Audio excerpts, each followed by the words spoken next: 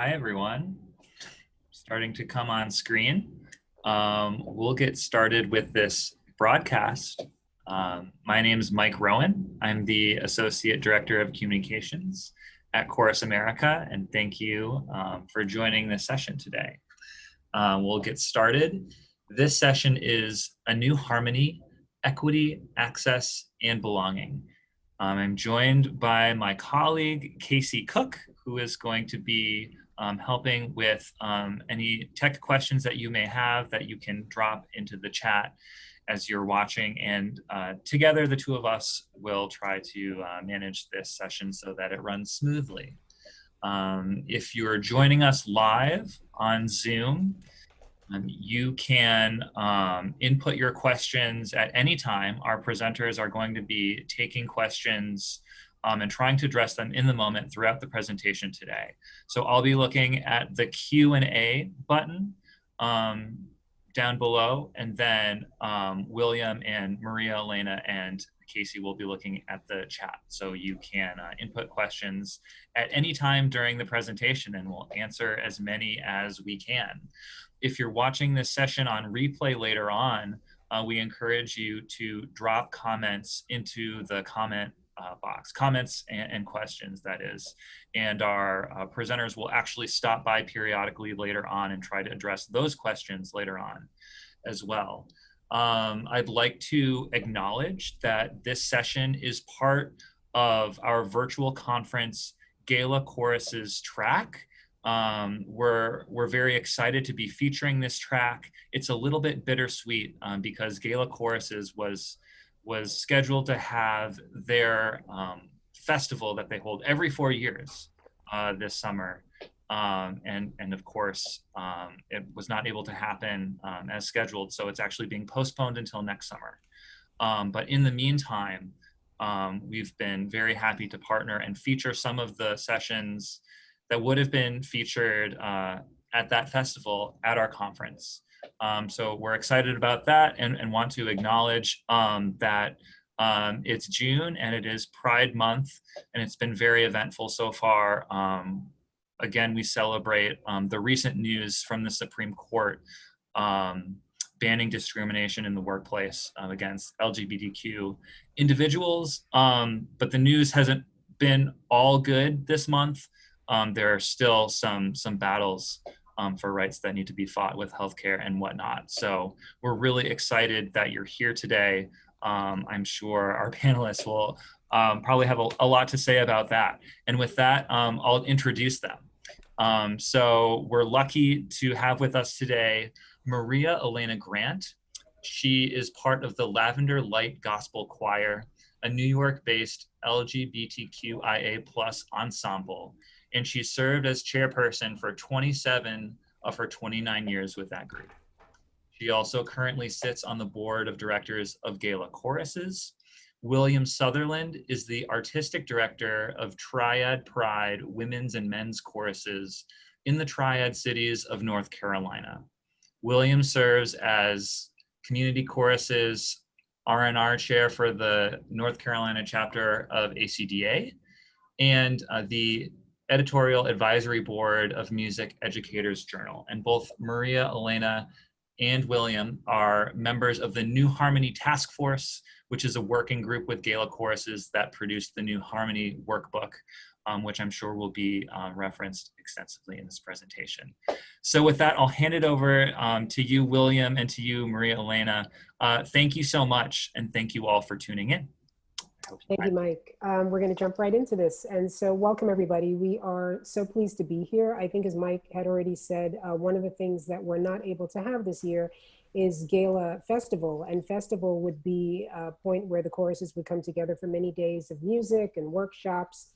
And one of the things that the New Harmony Task Force would be doing during Festival is presenting our workbook and talking through how people can use it to advance equity, access, and inclusion in their courses. But because there's no festival, William and I are kind of taking the workbook on the road. And so we're here with you today. And before we came on at 3, I said to William, well, it's really tempting to just go through the workbook page by page and have people just sit through a PDF that we have stared at a lot But I'm hoping that what we're able to have today is reference to the workbook, but more a conversation, because certainly we had a great victory with the Supreme Court this past week for the LGBT QI plus community, but we also are in a very, very difficult time in this country in terms of issues of human rights and racial discord. And so it would seem odd to just stick to the PDF and maybe not talk about other things as well. But the PDF is where we're going to begin. Okay, and so I'd like to talk a little bit about how this workbook came into being.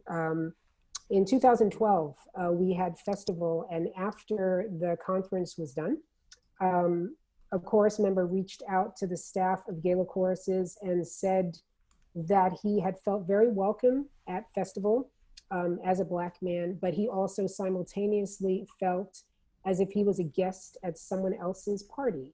And that was because although he was comfortable within his own chorus, after they had finished with their performances, he didn't find himself represented in any of the other concert halls. He did not find himself as a Black man represented in any of the workshops that were being presented. And it left him with a bit of an empty feeling. When he sent that information to the GALA office, it was taken very seriously. And right away, a group was formed called the Open Table. And it began a discussion about GALA choruses and the ways that we were being true to diversity within the choirs, within ourselves as an association, within the programs that we presented. That then morphed into what became the New Harmony Task Force that William and I are members of. And then that morphed into maybe we need to present a workbook to talk about these things. So we talked about having a workbook. And the first thing we decided was that we would do away with the word diversity. It was overused. People were using it almost to check a box, as in, I've taken care of all of my diversity issues, there's nothing more to do. And so that it wasn't really diversity amongst the choruses that was at issue, it was whether or not people had equity, access, and belonging within the choruses that they sang in. It was also important to move away from the word diversity, because often when people use that word, they were only talking about issues for people of color. And actually diversity is in many, many other areas as well. And so those conversations then helped us create a workbook that we published in 2019. And in the first edition of that book, we ended up covering areas of mobility and ability, race and ethnicity, gender identity, sexual orientation, socioeconomic access, and community engagement. And we took each section and we wrote introductions about what we meant when we were talking about those things. We then came up with real life examples of problems that had happened amongst the choruses. So these were not theories that we were making up. These were members that had actually come to us and said, X thing happened in my choir and I didn't know what to do. And so we took those and then we started to write guidelines on how you could address some of these issues. It was important to us with the workbook that it was a guide. We were not assuming as a task force that we were telling people how to create more equitable scenarios within their own choirs. It was more that we wanted a workbook that could be a DIY. Here are ways that you could do it yourself, but that we would be certainly here to answer questions if need be. And so that is the basis of the workbook. That's some of the slides that you will be looking at today and the work that we've been doing and the conversations we'll be having. And William, would you like to add anything to that? Yeah, so let's actually look at just really fast. If you've had the opportunity to go ahead and download this PowerPoint presentation, it is available on the Chorus America event page. You just have to go to the right side, down a little bit down the page, and you'll be able to find a link to this PowerPoint. And so you can get a copy of this presentation. In addition, the workbook is actually freely available online. So right now, as you're watching us, if you want to go to galachoruses.org/newharmony, you will be able to get a copy of the workbook. So as we're talking through it, maybe you'd like to actually thumb through it. It has like a reading feature that you'll be able to use. All right. Thank you. Yeah.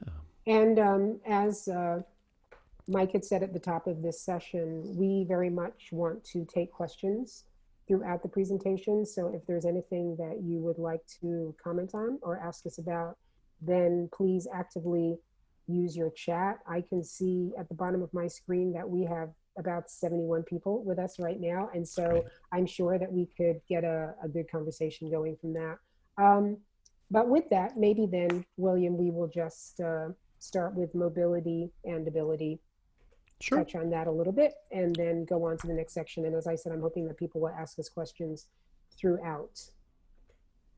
So when we're talking about accessing chorus harmony, I think that part of what we had been talking about at the task force level was that it was important that people be clear about the goals that they had for their organization. What did you think needed to be addressed? Why did you want to address that? It would start with conversations of who you felt you were in an organization. Often people will look back at their original mission statement, or they have founders that they can talk to about why the chorus was formed. What had changed in the intervening years since the group had been formed, and where you felt that you were lacking. And so it was very important that people started to get clarity on their goals, their values, before they could start doing the work. Next slide, please. Sure. And do we want to trade slides? Do you want to? I have just a touch that I'd like to add to this one, if that's all right. That's absolutely. You know, the purpose of this workbook and the idea behind this workbook is to provide organizations with an ability to better match their mission and values with their actual practice. That is what the intention of this has been. So, for example, and we'll get into some of these in a little bit more depth. You know, when we say that we have a men's chorus, is the mission and value of that organization to highlight male identity, or is it to highlight tenor and bass music? And so by having these kinds of conversations and really honing in on what is our purpose, what we can do is start to strip away some of those artificial barriers that prevent people from being able to feel comfortable in our space. So that has a lot to do with how you'll see the types of conversations that we're going to encourage people to have over the course of through the workbook. You'll see how that really plays into the discussions that we're trying to encourage. We're not saying that an organization has to accept and include everyone. We're choir people, right? A lot of our courses even have auditions, so that's like one way we kind of we do prevent some people from joining. But when we make those decisions, the purpose behind this workbook is to make sure that every decision to exclude someone is intentional and aligns with the mission and values of the organization. And so now, of course, I have to add something to that. I feel like we won't get through all of these slides. One thing someone had mentioned in the chat, could you put the information about where to find the PowerPoint presentation here? So can you drop that in the chat, William? I cannot, actually. Would one of our moderators be able to do that for us? Maybe Mike. Got it for you. Thanks, Mike. Great. And so thank you, Mike. And thank you, Linda, for that request. I think that the other point that I want to make as we move on is that William is making a core distinction here in terms of, I'm trying to figure out a nice way to say this, but you don't have to have everybody in your choir, right? I mean, I think that's the point in terms of what is your mission statement? Why was the organization formed in the first place? Who was the community that you had intended to serve when you were first formed? Is that still true? Does that still hold true? And if it does, if you say, yes, our mission statement is solid, the group that we want to serve continues to be the group that we want to serve, the community that we have is what we continue to want to have, that is actually okay. Yeah. And you should own that proudly. You know, so I guess what we were trying to say in our conversations and in producing the workbook, it's important that you not be making change for change's sake. It's important that you not be taking your organization to a place it doesn't need to go, because that's not what was intended. And also, when it comes to the organization, depending on how you're structured, there are the singers, there's the artistic director, there's the musical staff. Some choruses have a board of directors, they have an office. I mean, there's a lot of different people that end up being in this conversation about who you are and where you need to go next. And so I think that that is an important distinction to make, is that if you are fine with who you are and what you meant to be doing, then you should embrace that. But if you feel that there are changes that you need to make, then you should also embrace that and try to practice authenticity as you make those changes. Okay, now, next slide. So how do we do this, Maria-Elena? Here we go. Okay. So you take this page now, mobility and ability. You take this Sure, and I appreciate, yeah, so this was actually my big job on this project actually was doing the design of the pages. So I certainly hope that they are relatively easy to use and straightforward in the way that they are presented. So every section has sections that are for the facilitator and sections that are for the participants.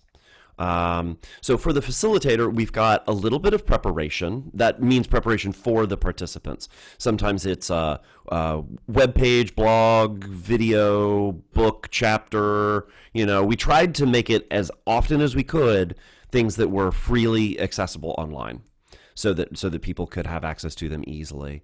So in this case, in Mobility and Ability, there's a link to the blueavocado.org blog on accessibility. And then there's a discussion handout. So this sort of, how do you get started? And then in terms of the facilitation, we try to give some ideas. Facilitation for most of the topics in this current version of the workbook are all identical. So it's typically best in groups of 4 to 5. So if you do wind up having a working group of, let's say, 20, that would be amazing. That'd be great. For the purposes of conversation, you'll want to break that down a little bit smaller. And then read through those things. The introduction tries to give a little bit of background. And that introduction is actually duplicated on the worksheets for the participants, so they'll be able to read that as well. It's just a little bit of background. It's by no means a comprehensive overview of the topic or the concern that are addressing, but simply, if you've never thought about the topic before, this will be just a little way to open the door for that. And then the chorus scenarios. So on this one, you can see it got a little bit cut off, but the chorus scenarios will have a series of questions. So here we go. So on this one, this is actually the participant handout. You'll see that here's the introduction and the instructions, and then here are the scenarios. And to reiterate something that Maria-Elena said before, all of these are real. These are real actual circumstances that happened in actual GALA choruses in the past. None of these were invented. So they may be very complicated, and most of them probably don't have a right and wrong answer. Most of them don't. And that's on purpose. And that actually is, it's not just on purpose, but that's just the reality of these kinds of questions. They don't have answers. You simply have to come up with the best solution for your organization. So going back just a little bit for the facilitator, you'll notice that this says, what's the problem? Different sections have different versions of what's the problem. Sometimes we actually go through the discussion questions and we identify where some potential issues might be. In this case, mobility and accessibility, particularly as it applies to physical ability, is fairly straightforward, and we have a checklist in the book of issues to look for in terms of physical mobility, for example. Other things being a little more complex, the what's the problem winds up being a little longer and a little more comprehensive as we have to unpack things. Action steps. This is the one thing that is really key to this workbook. The purpose of conversation is to drive action.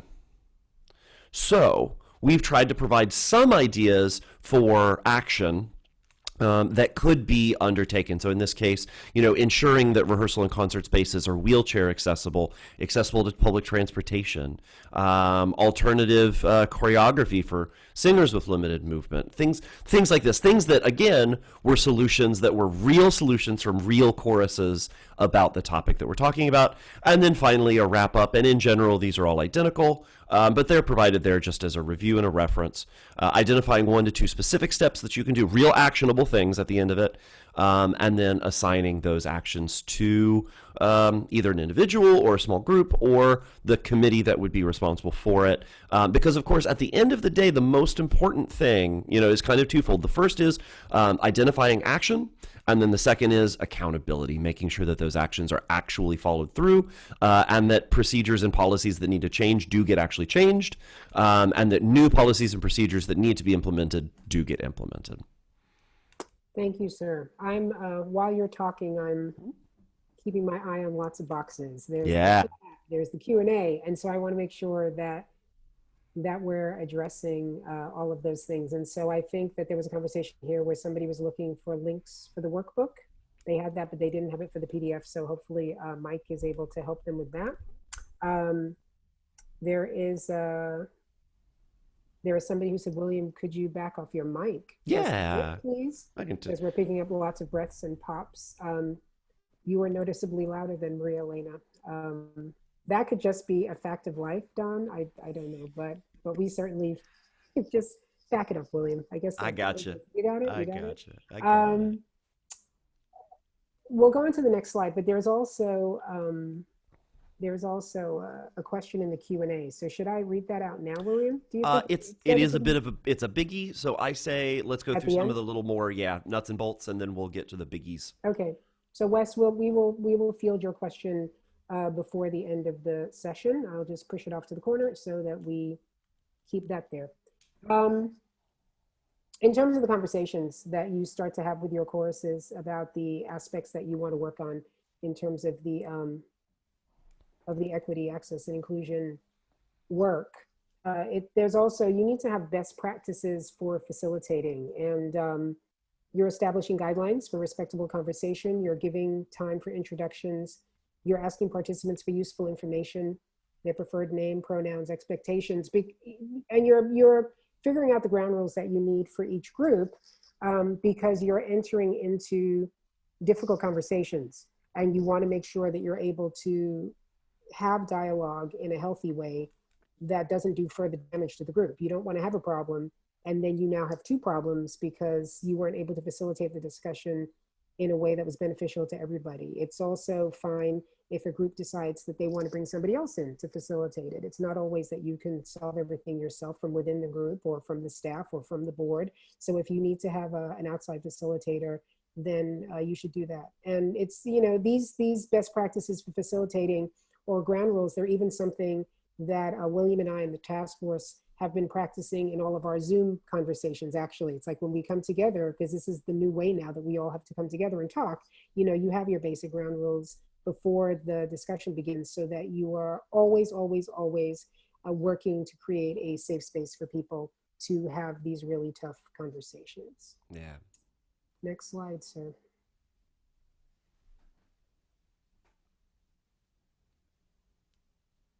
Again, with facilitating, listen more than you talk, allow time for awkward silence, distinguish between uncomfortable and rude conversations. What does that mean? Would you clarify what you mean by that? Again, it's language, and it's just taking a minute to listen to each other.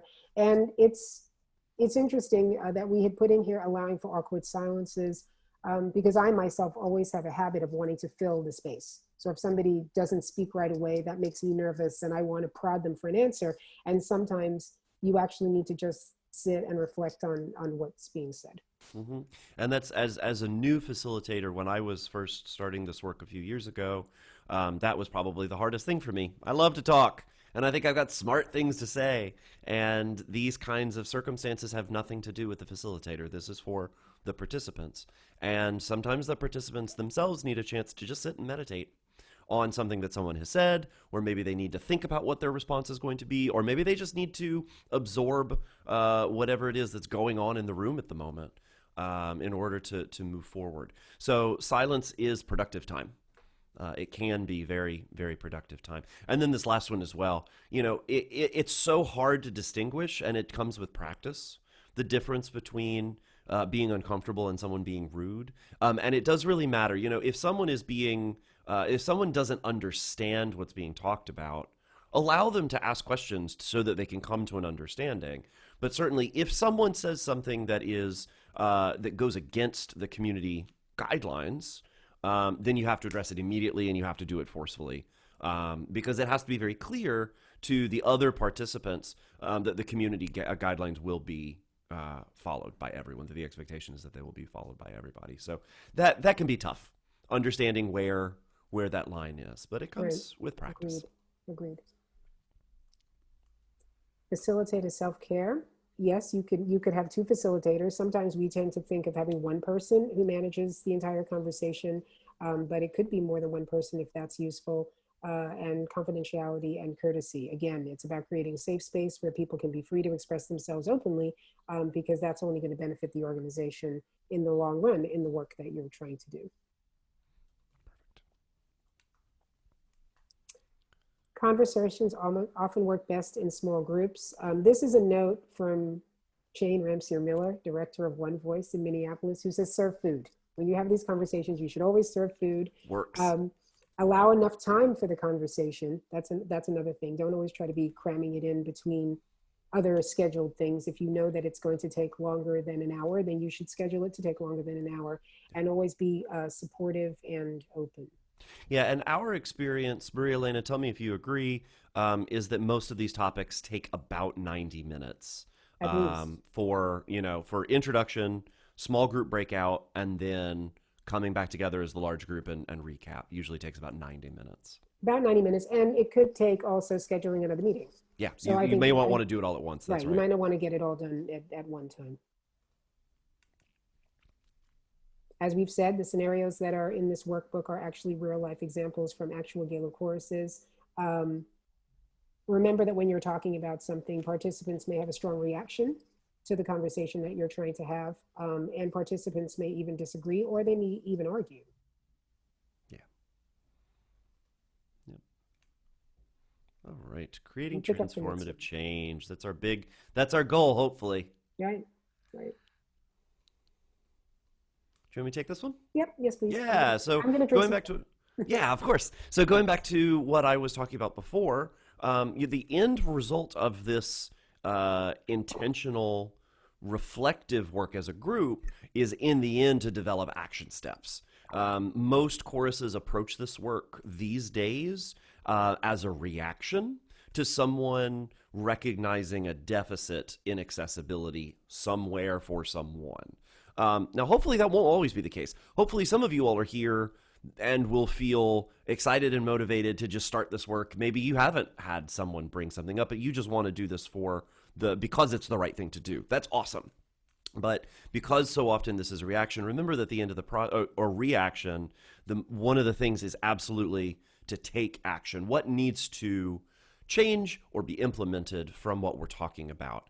They should be actionable and achievable, and someone should be in charge of assessing success and holding people accountable. That's always a big trouble. I mean, that's a big trouble for everyone in nonprofits across the world all the time, and especially with work like this, it's particularly important that we make sure that what we said we were going to do, we actually do follow through with. I am a big proponent of having a standing access committee. There are lots of words that you can use for this. Some choruses prefer the older terminology, a diversity committee. Again, our task force didn't like that word because we just find it cliche and overused and misunderstood. So, an access committee or a belonging committee or a welcoming committee, there's lots of ways that you could say this, but having a standing group who thinks about and periodically reviews the materials, the procedures, the handbook, the attendance policy, everything across the board to see, is it aligning with our mission and values? Are we intentionally excluding people? If we're intentionally excluding people, does that align with our mission and values? Are we unintentionally excluding people? If we are doing that, does that align with our mission and values? And then this last piece, the most dissatisfying part, I guess you might say, about this work is that it's never done. And it will never be done. So after you have the conversation and you go through the checklist and then you review your policies and procedures and then you want to sit around the room and you go, okay, well, we're done. We did the thing. We've made it. No, it has to be done regularly. That doesn't mean you need to meet once a week. Maybe you meet once a year. Maybe this becomes part of your visioning process every 5 years to do a total overview of all policies and procedures. If your organization doesn't do a 5-year review of everything, that's something you should probably do too. And then, of course, remembering that this idea that fostering belonging is a practice. It's going to be every day, all the time. Everything that you think about is how the actual transformative change is going to take place. And I think too that that is the point when we talked at the beginning of this about for our work wanting to do away with the word diversity. It's because it felt too much like a checklist. It's like, well, I've achieved diversity, so now my work is done. And we felt that a lot of people were doing that, not just in choruses, but also in organizations where we, a lot of us have day jobs. We're volunteers in our choruses. And so we have day jobs, and in your workplace, they would form the diversity committee. They would make someone be the head of the diversity committee.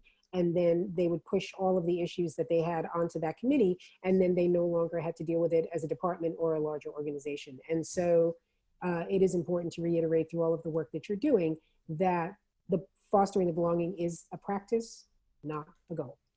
All right, so there are several checklists and guides throughout the book, and we are working to develop more. Of course, this is the irony as we balance. Maria-Elena, you shouldn't use a checklist, and then, oh God, there's a bunch of checklists. Well, I know. Because, but it is useful to have, right, these bulleted things. Yeah. But I think that Maria-Elena's point is well taken, right? That this is not, what we've listed here is not the totality of everything that you have to think about. And that in 5 years, this will be out of date. This will be completely out of date, and we will need to, as a task force, revisit these and update them. And as you see things, as users of the workbook, if you see things that are out of date or out of touch or just feel wrong, please get in touch with us. Please get in touch with us. We'd love to know. I mean, that is the point too of our taking our workbook on the road.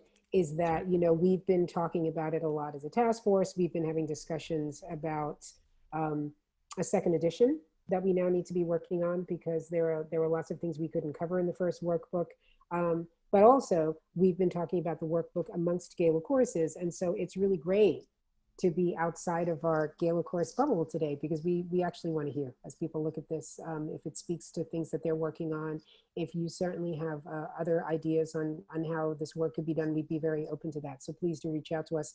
And yes, it is a checklist, even though I just said we shouldn't have a checklist, but you need to have some kind of basis. That's right. Where you are. I don't know how you track where you are. And even though we're in a remote world now, doing everything so differently, things like checklists and guides haven't really caught up to that yet. So. That's right. So we're going to have to add some stuff to this already, right? We will. We certainly will. For sure. Cool. So there are some additional conversation starters as you get to the back of the book. We didn't want, if there were committees, working groups, or whole organizations that were like super into this kind of work and really were digging in and really enjoying themselves, this is work that you could do forever and ongoing. And so we wanted to provide some resources that maybe a committee would be able to, use if they were a standing committee throughout the, you could go through all 5 sections of the workbook in 5 or 8 meetings, and then you might decide to, only have an ad hoc committee or working group. But if you wanted to keep something ongoing, there's tons of resources about that really get a lot more in depth with the different types of identities that we addressed in the book.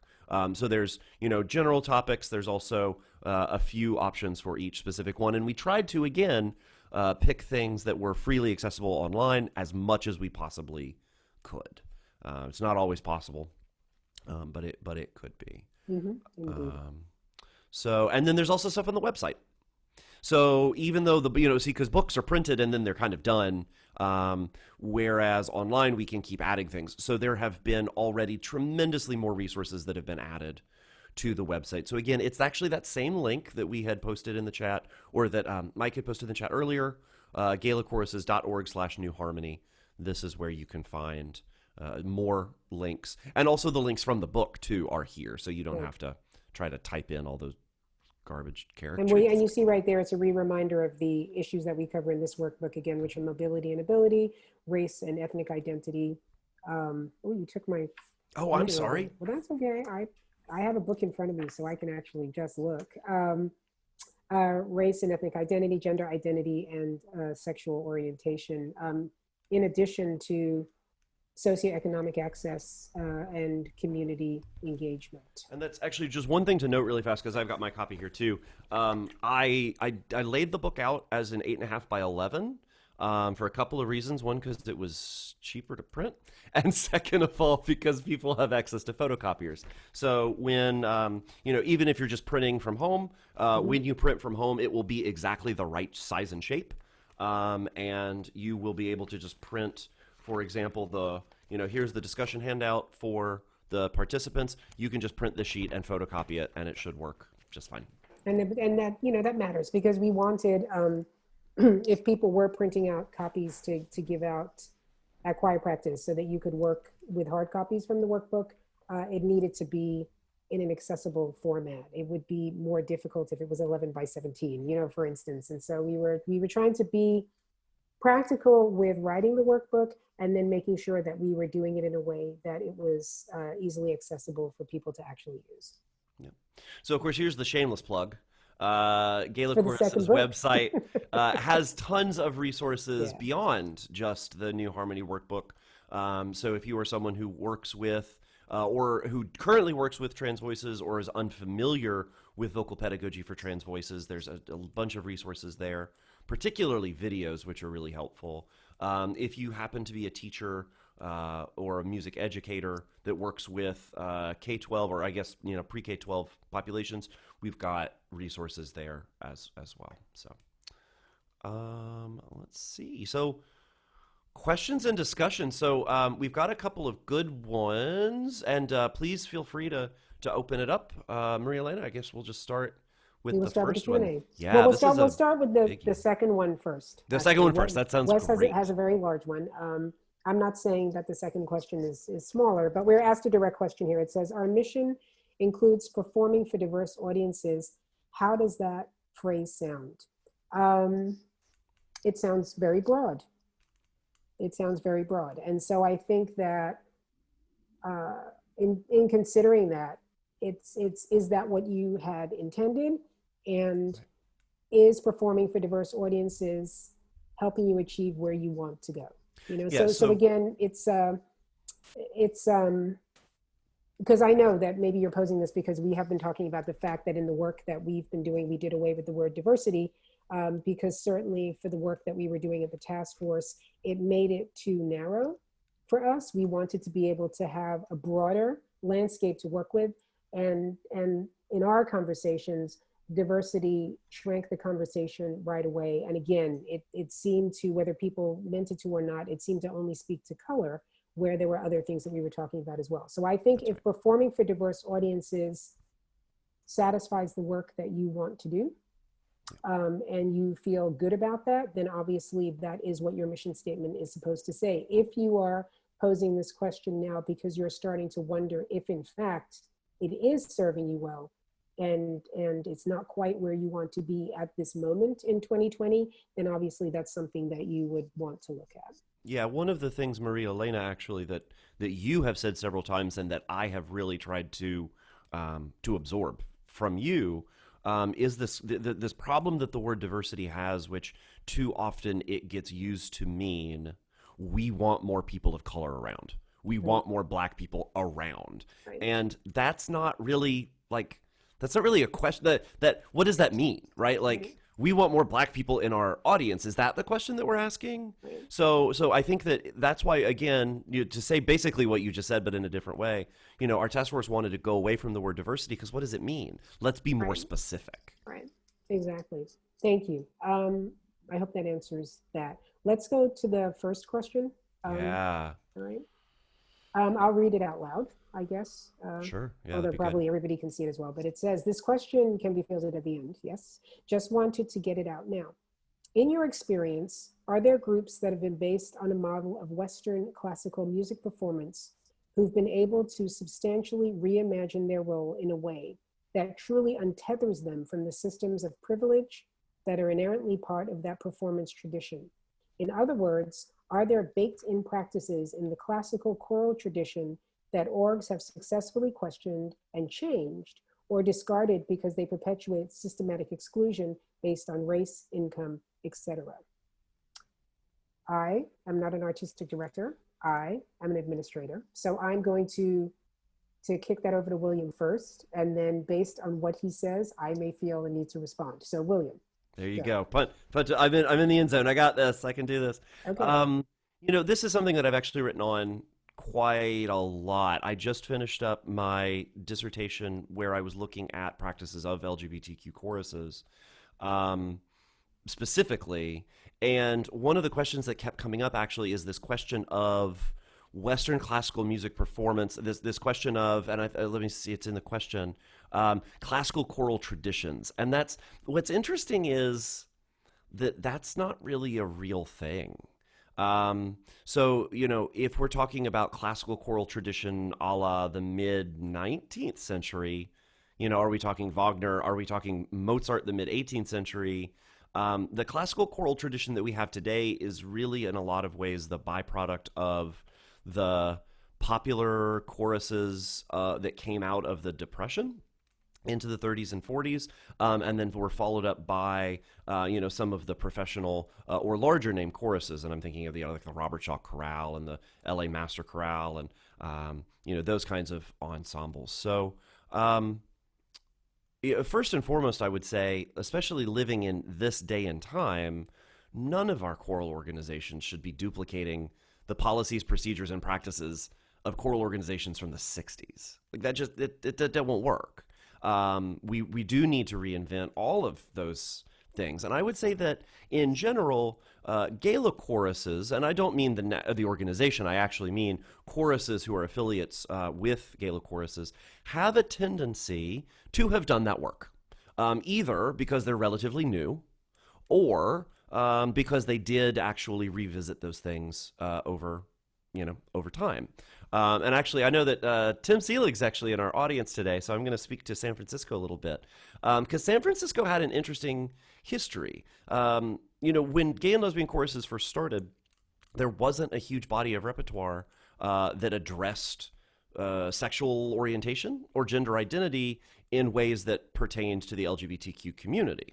So what the early directors had to do was to take music that existed and adapt it. So what wound up happening was, actually, San Francisco and other early GALA choruses like Seattle and Chicago did wind up emulating those white Western classical organizational traditions. Now, I can say very proudly, all of those organizations, to my understanding, have now gone back and reviewed those practices and policies. So this would be where I would say in the workbook,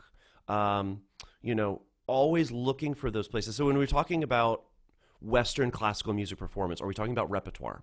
Repertoire is absolutely something that should be focused on and reviewed and given great consideration to mission and values, because if all your chorus is singing is dead white people music, you're probably not being very relevant to your singers or your audience. That's just reality. Unless that's your mission. If you are an early music ensemble and you're going to do mostly music from Europe from 1650 to 1850, awesome. That is a great work. But make sure that is what your mission and values are, and that what you're doing is aligning with your mission and values. My chorus, my people would hate that stuff, so we don't do that kind of things. It doesn't work for our mission and values. Now, if we're talking about other issues of race, income, gender identity, sexual orientation, a lot of these questions have to do with having spaces where people feel comfortable. And the first thing to always do is to just ask. Just ask.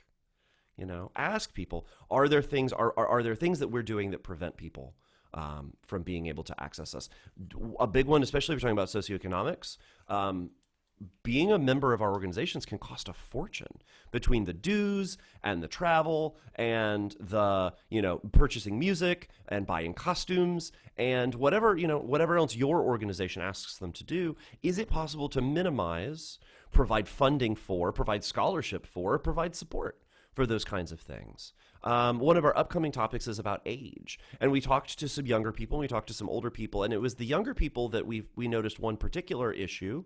A lot of younger people lived in downtown areas, and a lot of the committee members and a lot of the committee meetings for their organization were done in the suburbs, 45 minutes outside of town, where these younger people who have, jobs with weird schedules, they couldn't get there. There's no mass transit. They don't have a car. So in these circumstances, rather than just thinking, white Western classical tradition, let's start thinking a little more holistically of ourselves as a nonprofit with volunteers. And are we doing the best that we can to make sure that our volunteers can access the programming and can contribute to the programming in ways that are the most convenient for them that we can reasonably make it. Also, thank you, sir. Yeah. Take a breath, William. So Jane has also pointed out in the chat that people can see that she will be doing a workshop tomorrow that actually directly addresses this question. Nice. But there was one more part I wanted to talk about with that first question. I see that you clicked it off as answered. Oh, I'm sorry. Yeah, if you go to answered, I'm sorry. That's okay. If I go to answered, will I see it there? You will. Okay, great. So I think all of what you say is true, but I think that there was also, in the middle of the question, it said, people who've been able to substantially reimagine their role in a way that truly untethers them from the systems of privilege that are inherently part of that performance tradition. It could simply be also where you decide to perform the music. Because if you're doing classical music and you decide you're in New York and the only place that you can sing is Carnegie Hall, like nowhere else will do, because Carnegie Hall is the only place that's going to have the acoustics to create the sound that you need. Not only does it become exclusionary for the singers, because maybe you decide that you're going to do it at Carnegie Hall and everybody has to be in formal dress black. So automatically they have to buy a different outfit just to be in the hall. You have to set a different ticket price to produce this concert now. It's going to be much more expensive because your overhead to produce the show is much higher. So it's not only just the music. If you're deciding to untether yourself from the music and produce a different type of performance, but it's also where you decide to do it. So you might actually want to stick with your classical tradition, but if you could then somehow be able to recreate a satisfying experience at a community center or at a local church that is more accessible for the members to actually be able to be part of the concert, it's more accessible for people to get tickets to attend the show, then I think that's also a consideration as well. Like, I think all of that is in it. But I also think that Jane has said that she has a workshop on it tomorrow. So I think maybe if people are able to attend that. So I hope, Wes, that has answered your question. Yeah. Well, and actually, Wes has an additional comment that popped up in chat, which is thinking of how previous access to music education favors singers for audition choirs. And that's absolutely true. Right. If you have a stringent audition policy, that is going to greatly reduce the types of people who are going to be eligible to participate in your ensemble. And socioeconomic status is a huge component of that. We know that children who get private music lessons continue music education later into their life. And what does that take? It takes money, and it takes money from your parents. Your parents have to pay for the private lessons. So, if an audition policy is something that's important, because having an auditioned ensemble capable of highly technical music making is a requirement to fulfill your mission and your values, then that's fine. But be purposeful in that intent. And is it possible to make exceptions for that? So here's actually a great example. I was doing my PhD at UNC Greensboro, which as a sort of traditional white Western style conservatory music school environment did always have an audition. And for some music education majors, they have now decided to provide the option of skipping the audition process. If they can show that they've got good, credentials in other places, because they recognize that some people, simply because of their upbringing, wouldn't do particularly well in a white Western classical audition. So could you provide alternatives for people? to prove their skills. Yep. All We right. have two more questions. Yep. All right, William. We have two more questions to get to. All right, because I want to make sure we do. Yeah, for sure. But I also want to, before we go to Flo's question, I think Steve Smith made a great point, which is choral music is elevated by storytelling. Let's think about the stories we need to share rather than the periods and compose a boundaries. That's right. It's like, what stories do you need to tell? Again, back to what is your original mission? Does it still serve you? Is this the work that you want to be doing in your course in 2020 and so forth? A question from Flo. How best do you suggest collecting personal information from your members on their ability, mobility, ability, race, gender, etc.? Any resources on best practices on what to ask and how to ask it? That's a great question. That's a great question. I mean, do you think maybe, William, that you would start with an anonymous Google form? Would that be the first way, or would you just have to figure out a better way to ask people one-on-one?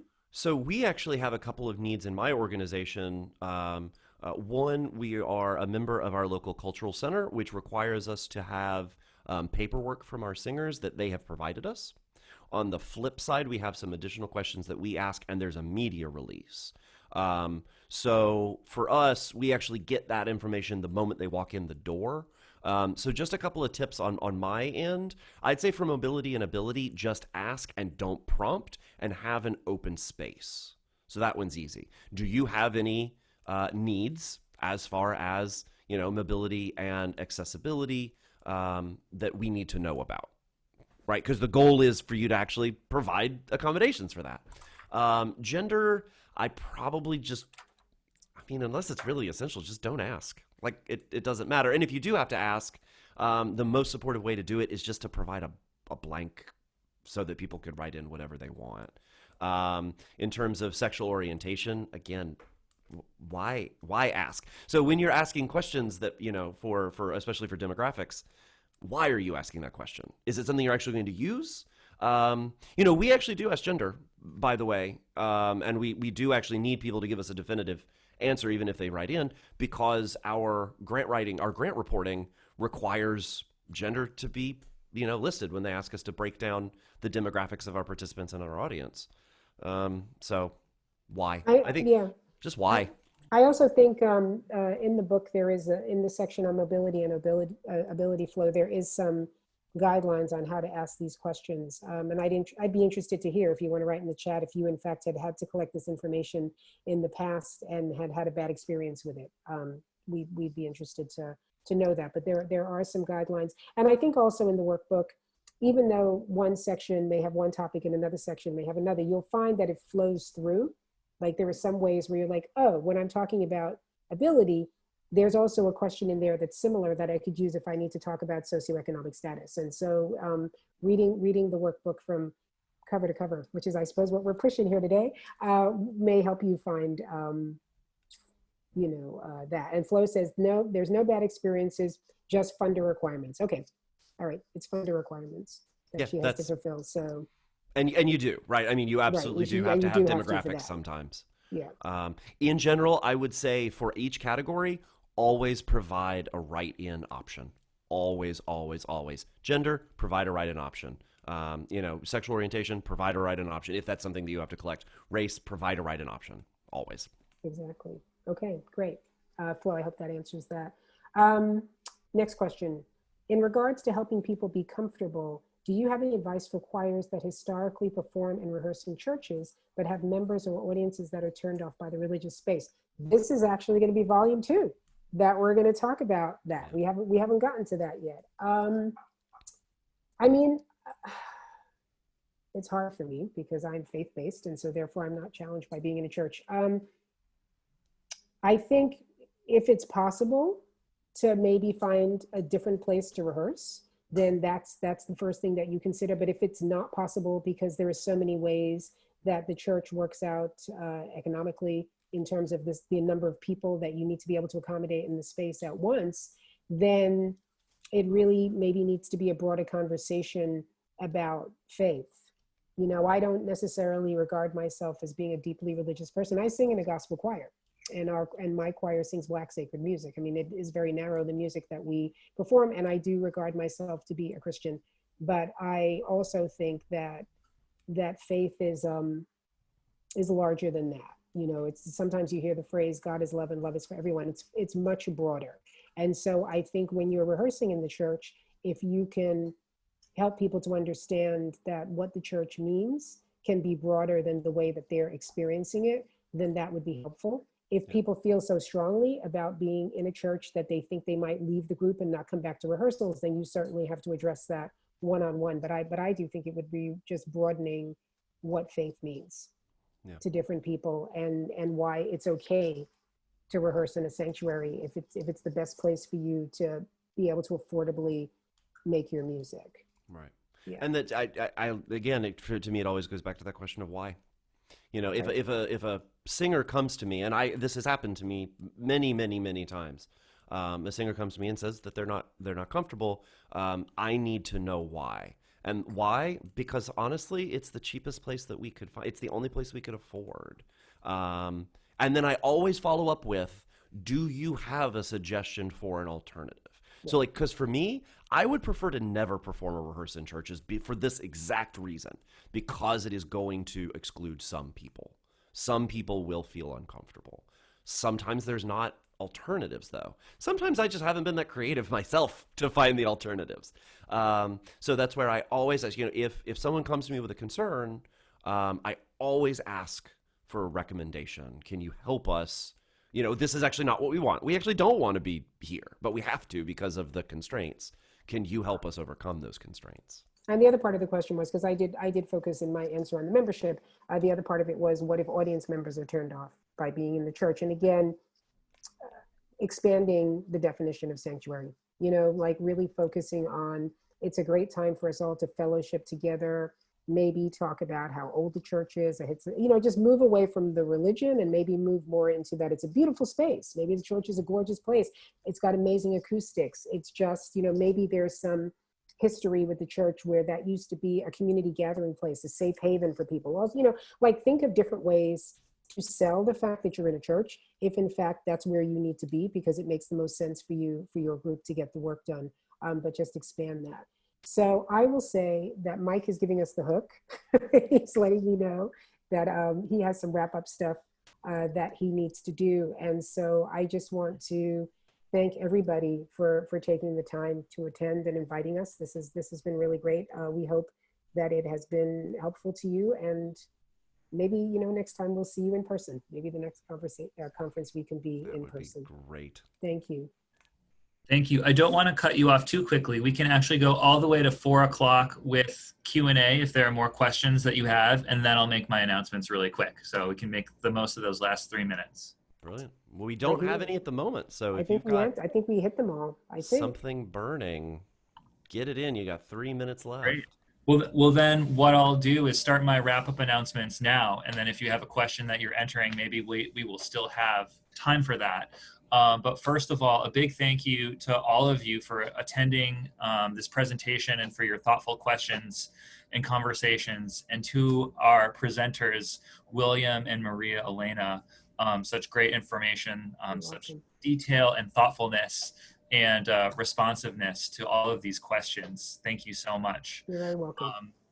We're going to go later today from GALA Choruses to GALA and Auction.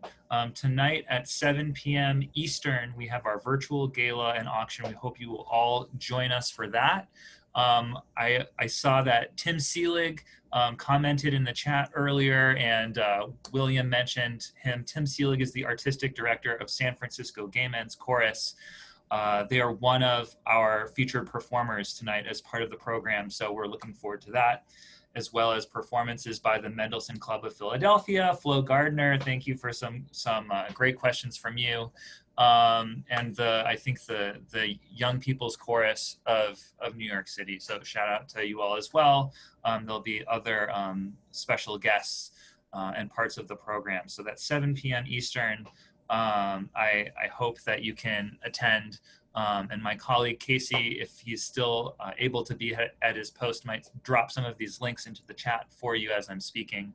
We also have an auction as part of that. So we hope you can bid on some wonderful auction items.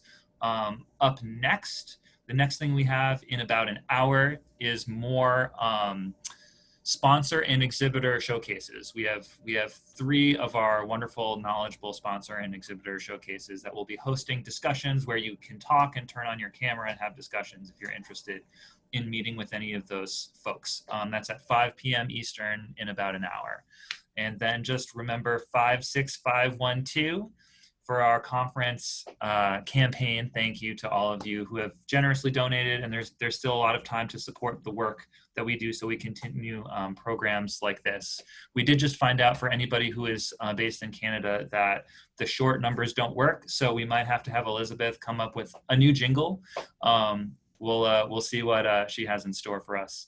But thank you all again, and I yield the floor if there are any closing questions, or just, type your love in the comments. We love that too. Yes, we love typed in love. That's the way it is now. We can't hug each other, so all we can do is type that we love one another. So please type in the love. Thanks so much, guys, for spending time with us today. We really, really appreciate it. It's hard work, and it's very rewarding work, and it means a lot to us when we get to share it with our fellow music makers. Yeah, for sure. For want of a better word. This is my own personal philosophy, but everybody deserves to sing. Everybody. And we need to find a place for everybody. And that's going to take some hard work. We're determined. One workbook at a time. Thanks, everybody. Take good care. Thank you all. I'm going to turn off my camera and mic, but the last thing I'll do is I'll recapture some of these links if you joined late, with the slides to the presentation and the link to the workbook. So you are welcome to head out, but I'll drop those links in the chat one more time if you want to copy those to another place in your browser before I end this webinar. Awesome. Thank you, Mike. Thanks for a great experience, Mike and Casey. Yeah. Appreciate you all. Bye-bye.